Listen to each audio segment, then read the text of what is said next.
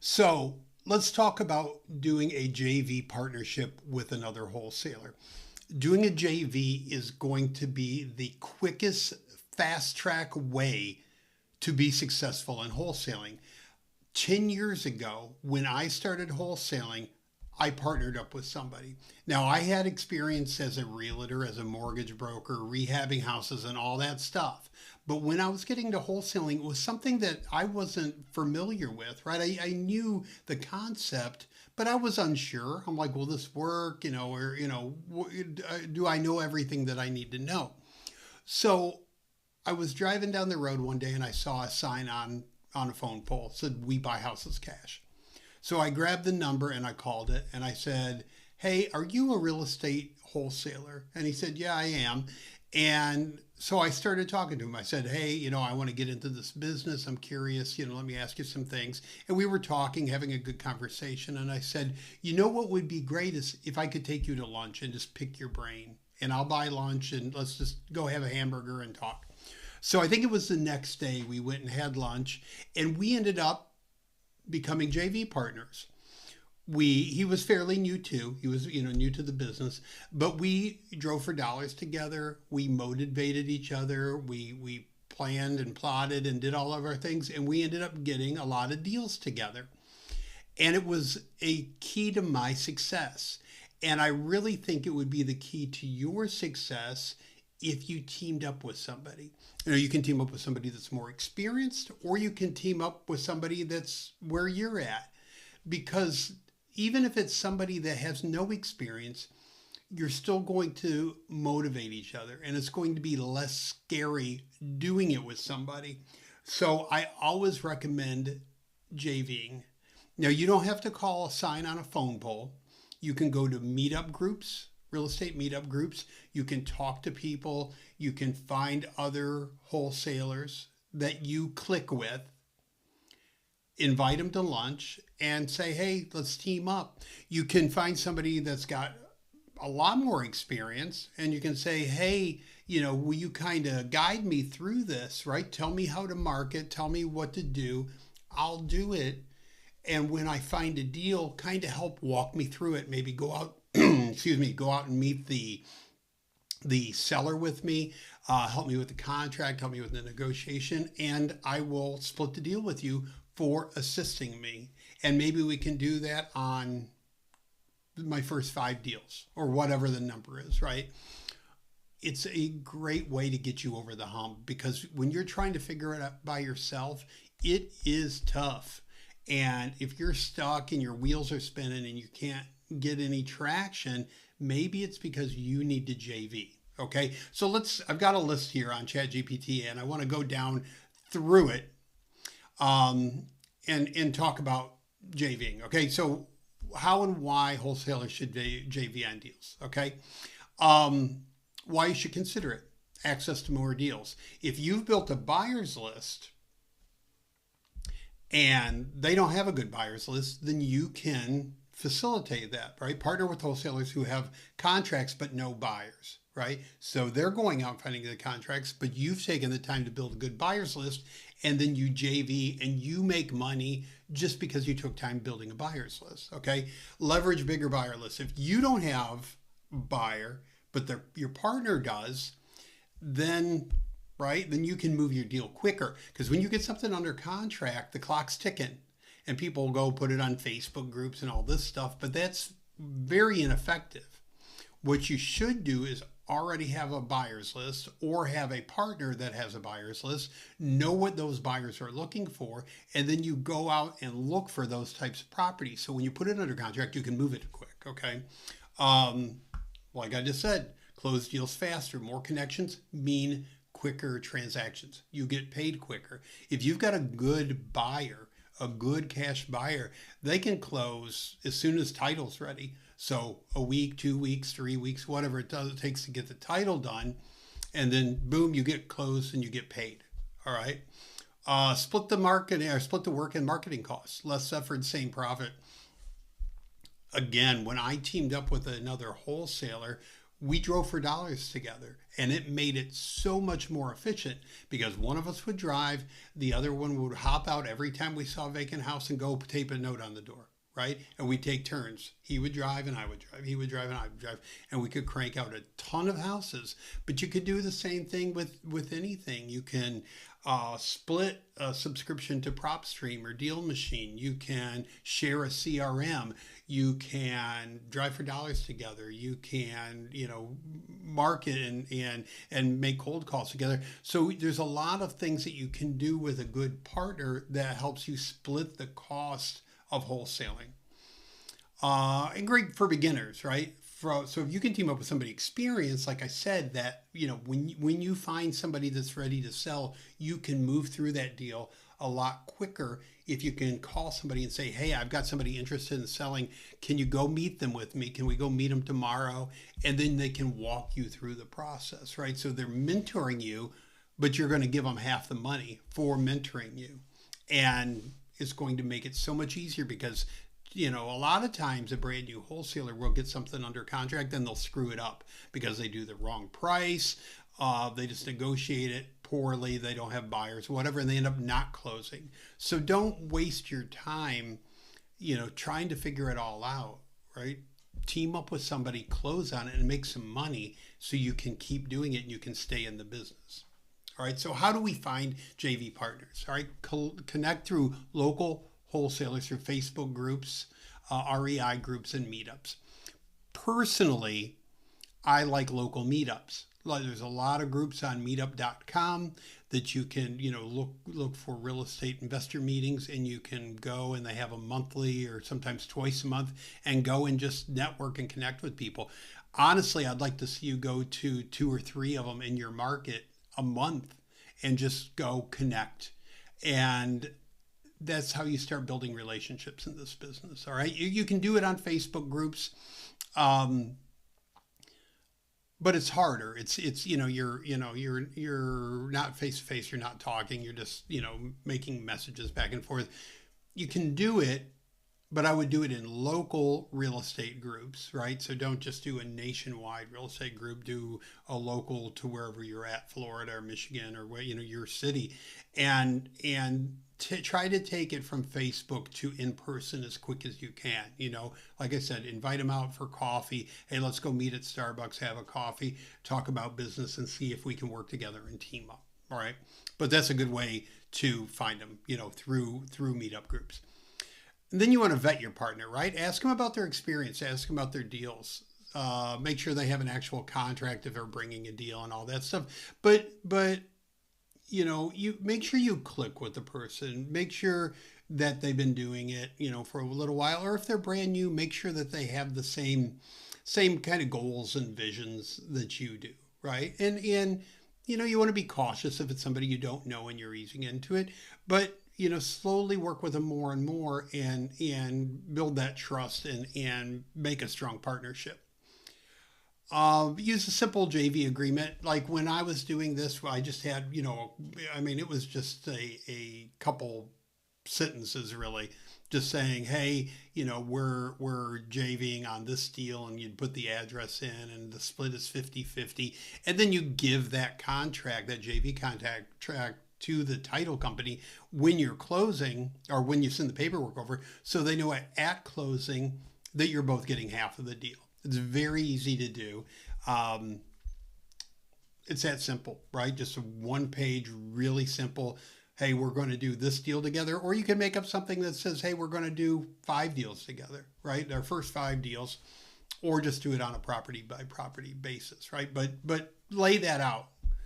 Outline each person's role, who's marketing, who's communicating with the seller, handling paperwork, whatever. Ensure transparency so no one tries to go around the other one. This is very important going into any kind of partnership, but specifically a JV partnership in this case. Lay this out on a contract, or even on a notepad, right? This is what we're going to do. We're going to drive for dollars together. We're going to do our first 5 deals together. We're going to, you're going to do this, I'm going to do that, right? And just talk it out. talk it out. How much time can you spend on doing things? Do you have another job? Do you have a family? What's your time commitment? This is what I can commit with time, and lay all that stuff out beforehand, because then you both go in knowing the expectations and knowing what the other person's going to do. If you don't do that, and then you end up doing more work than the other person, or they do more work with you or than you or whatever, then you could get some hard feelings, and it could end up bad. But if you lay it out on paper beforehand, you know how the whole thing's going to work. So make sure that you do that, right? And make sure you both, when you get a deal and you send it over to the title company, that you're both communicating with the title company. Don't let one person handle it so they don't sneak around you, right? Make sure the title company knows there's two wholesalers involved. Both of you call, both of you let them know who you are, and everything will just run smoother. Marketing the deal, market deal to buyers. Use your buyers list or tap into your partner's buyers list. List on Craigslist, Facebook Marketplace, or investor-friendly websites. I'm not a fan, right? I had ChatGPT help me with this, but I'm not. A lot of people do that on Craigslist and Facebook and all that. But guys, that's one of the reasons why I'm suggesting that you do a partnership, is so you don't use those platforms, because that's a true wholesaler doesn't do that. People that are putting their properties on those platforms, they weren't trained right. They don't really understand wholesaling. There may be some way some coaches teach this, but it's the wrong way. Back when I was wholesaling, people weren't trying to throw things on the MLS and throw things on Craigslist and all that. We had a buyer's list. We met buyers, right? We'd reach out to people we knew were buying investment properties, and they were buying multiple properties a month. And we would go see them, and we'd say, hey, we're wholesalers. You're an investor. We're out looking for properties. We want to know what your buying criteria is. What are you looking for? And then we would go out and look for that thing, right? And we would have, you can have 10 buyers, you can have 20 buyers, you can have 100 buyers, but know where they're looking and know what they're looking for. And then you and your JV partner can go out and specifically market for those. So when you get it under contract, you can move it. And you don't have to put it on Facebook Marketplace, and you don't have to put it on Craigslist, and you don't have to scramble and then not get any offers on it and have to go back to the seller and say, oh, now we've got to get a price reduction and do all these things. If you have buyers and you know what they're paying and you know what they're looking for, then as soon as you get it under contract, you assign it, you're done, and you're on to the next one. All right. If necessary, negotiate terms with the seller to make the deal more attractive. Let's try to avoid that. You don't want to do that, because that makes you look sloppy, like you didn't know what you were doing when you signed the first contract. Then you're coming back and pleading with them to drop the price, and it just makes it uncomfortable.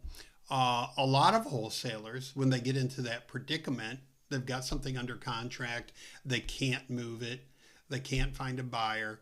What they end up doing is they ghost the seller. Because they get the pit in their stomach. Oh my God, I don't want to call them back. I don't want to tell them we're not closing on the day that I said we'd close on. I got to ask them for a price reduction. And then they'll just ghost the seller. And the seller's expecting to close and get their money and move on with their life. So that's what gives wholesalers a bad name, because that ghosting, and then sometimes those sellers will call the state and complain, hey, this investor put this property under contract and now they're not going to fulfill the contract and all that. So do not do that. Put the property under contract, have a buyer for it, assign the contract.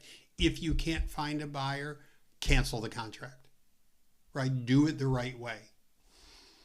All right. Work with a wholesale-friendly title company. I mentioned that's very important. When you call the title company, ask to, if you're checking to see if they're investor-friendly, ask to talk to one of their title agents when you call, and just say, hey, do you work with wholesalers? It's either a yes or no. They'll know, right? whether, if they say what's a wholesaler or something like that, then you don't want to do it, right? If you no, we don't work with wholesalers, but you want somebody to say, yeah, we work with investors and wholesalers and all that. If you need a title company, I've got a great one that's nationwide. So reach out to me and I can give you my title company. Matter of fact, I'll put a link to them in the description of this video. So if you need a title company, you can do that. Also, if you're going to the meetups or you're in local real estate meetup groups or Facebook groups, you can ask, hey, who's everybody using for a title company? And you'll see the same 3 or 4 or 5 or 6 companies referred again and again, and that's who you want to work with. All right. So make sure you got a good title company. Make sure all your paperwork is good and to the title company with your partner, right? You're both on the assignment agreement. You've got the seller's contract to you. You've got the assignment to your buyer. And then you've got the JV agreement between you and your partner. And the title company gets all that paperwork. So they know who gets what and who gets paid and all that. And then split profit says agreed and you're good to go. All right, so pro tips. Work with wholesalers who have good reputations and avoid shady operators. I mean, that's obvious, right? But you'll know talking to people, right? How many deals have you closed this year or this, in the past month or whatever? Talk to other people. Hey, do you know so-and-so, right? I'm thinking about being a JV partner with them. Do you think they're a good guy? There's nothing wrong with asking that if you're becoming a partner with somebody. And Google their name, right? Google their name, make sure they haven't done anything shady. So make sure they have a good reputation. If they've got something under contract and you've got the buyer, make sure that they're the one that has it under contract. Okay, don't do this daisy chain thing where, oh, it's not my contract, it's another person that I work with, it's their contract and all that. You don't want to get into all that, right? That's going to get you in trouble. If you're partnering up with somebody and they have a contract and you have the buyer, make sure their contract is between them and the seller and nobody else, okay? Always use a written JV agreement, which we talked about. I have a JV agreement. If you need it, I can give you a copy of that. And be upfront about numbers. Hiding details from your partners can lead to broken deals and lost trust, right? So if you're doing a deal and, you've got to call the seller or the buyer, make your partner aware of it. Hey, I'm going to call them. I'm going to talk about this or that. And don't do sneaky stuff. Right? Because you wouldn't like it if they do sneaky stuff with you. So don't do it to them. All right. Final thoughts. JVing can be a win-win strategy for wholesalers who are struggling to get deals done. Whether you need a buyer, have a buyer, teaming up can get you to the closing faster, put more money in your pocket. Guys, I'm telling you, if you're struggling with this business, the solution isn't buying another course, right? You've already probably done 12 of them. Right. And, you took a few and then you're like, oh, wholesaling's not going that great. Maybe I'll try this strategy. I'll try lease options. I'll try sub 2. I'll do this. I'll do that. Hopping around ain't the answer. Finding good partners is the answer, right? Find partner locally, not nationally. People get subscriptions to platforms like InvestorLift that have nationwide cash buyers, right? And then what they'll do is they'll say, hey, I JV with people, right? If I'm in Tampa, Florida, but if you're in Wisconsin, I'll partner with you, right? So you go get something under contract, you bring it to them, and they just shoot it out on InvestorLift, okay? That's not what you want. You don't want a JV partner like that. You don't want a JV partner that's doing national deals, right?